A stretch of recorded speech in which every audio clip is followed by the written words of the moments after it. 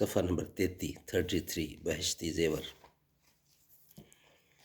اعوذ باللہ السمیع العلیم من الشیطان الرجیم، بسم اللہ الرحمن الرحیم۔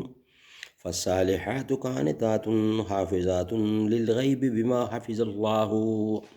سو جو عورتیں نیک ہیں، اطاعت کرتی ہیں مرد کی غیر موجودگی میں، بحفاظت الہی نگہداشت کرتی ہیں۔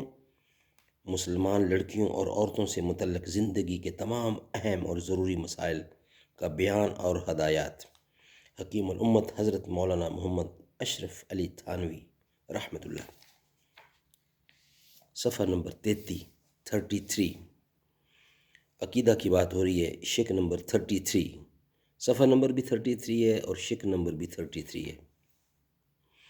غیب کا حال سوائے اللہ کے کوئی نہیں جانتا، البتہ نبیوں کو وحی سے اور ولیوں کو کشف اور الہام سے اور عام لوگوں کو نشانیوں سے بعض باتیں معلوم ہو جاتی ہیں۔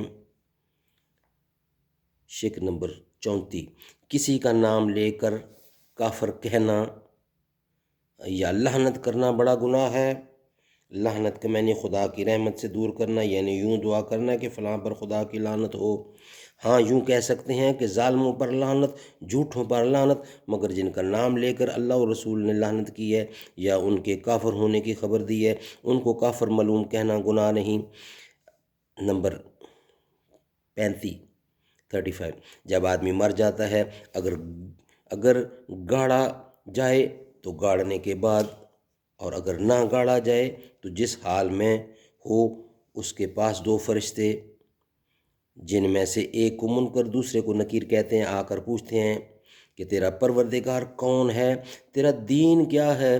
حضرت محمد رسول اللہ صلی اللہ علیہ وسلم کو پوچھتے ہیں کہ یہ کون ہے، یا تو رسول اللہ صلی اللہ علیہ وسلم کی صورت دکھا کر دریافت ہوتا ہے یا آپ کے حالات بتا کر دریافت ہوتا ہے۔ علماء کے دونوں قول ہیں، اور سب سے قول جو قوی ہے، مضبوط ہے، وہ یہ ہے کہ بوجہ شہرت کے مردے کا ذہن خود بخود آپ ہی کی طرف پہنچ جاتا ہے۔ اگر مردہ ایماندار ہو تو ٹھیک ٹھیک جواب دیتا ہے، پھر اس کے لیے سب طرح کی چین ہے۔ جنت کی طرف کھڑکی کھول دیتے ہیں جس سے ٹھنڈی ٹھنڈی ہوائیں اور خوشبو آتی رہتی ہے، اور وہ مزے میں پڑھ کر سو رہتا ہے۔ اگر مردہ ایماندار نہ ہو تو وہ سب باتوں میں یہی کہتا ہے کہ مجھے کچھ خبر نہیں۔ علماء نے حدیث کے اشارے سے فرمایا ہے کہ جو شخص نہ مومن صالح ہو نہ کافر بلکہ فاسق ہو تو اس کا عذاب کافر سے کم ہوتا ہے، اور فاسق وہ ہے جو گناہ کبیرہ کرے، اور صغیرہ پر بھی عذاب کرنے کا اللہ کو اختیار ہے۔ پھر اس پر بڑی سختی اور عذاب قیامت تک ہوتا رہتا ہے۔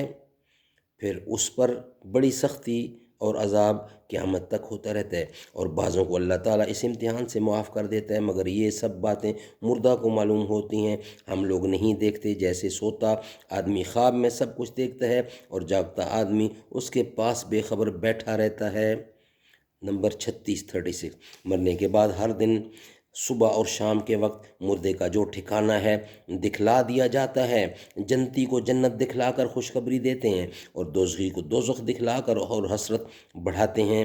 نمبر 37 مردے کے لیے دعا کرنے سے، کچھ خیریت دے کر بخشنے سے اس کو ثواب پہنچتا ہے، ایسے ہی قرآن مجید وغیرہ پڑھ کر بخشنے سے، اور اس سے اس کو بڑا فائدہ ہوتا ہے۔ نمبر 38 اللہ اور رسول نے جتنی نشانیاں قیامت کی بتلائی ہیں سب ضرور ہونے والی ہیں۔ امام مہدی علیہ السلام ظاہر ہوں گے اور خوب انصاف سے بادشاہی کریں گے۔ کانا دجال نکلے گا، دجال یہود کی قوم سے ایک شخص ہوگا۔ کانا دجال یعنی کانا اندھا دجال نکلے گا، اور دنیا میں سب سے پہلے بہت فساد مچا دے گا۔ اس کے مار ڈالنے کے واسطے حضرت عیسیٰ علیہ السلام آسمان پر سے اتریں گے اور اس کو مار ڈالیں گے۔ یاجوج ماجوج بڑے زبردست لوگ ہیں، وہ تمام زمین پر پھیل پڑیں گے۔ اور بڑا اہتم مچا دیں گے، پھر خدا کے قہر سے ہلاک ہوں گے۔ ایک عجیب طرح کا جانور زمین سے نکلے گا اور آدمیوں سے باتیں کرے گا، مغرب کی طرف سے آفتاب نکلے گا، قرآن مجید اٹھ جائے گا اور تھوڑے دنوں میں سارے مسلمان مر جائیں گے اور تمام دنیا کافروں سے بھر جائے گی، اور اس کے سوائے اور بہت سی باتیں ہوں گی۔ صدق اللہ العلی العظیم و صدق رسولہ نبی الکریم ونحن علی ذلک من الشاہدین والشاکرین والحمد للہ رب العالمین۔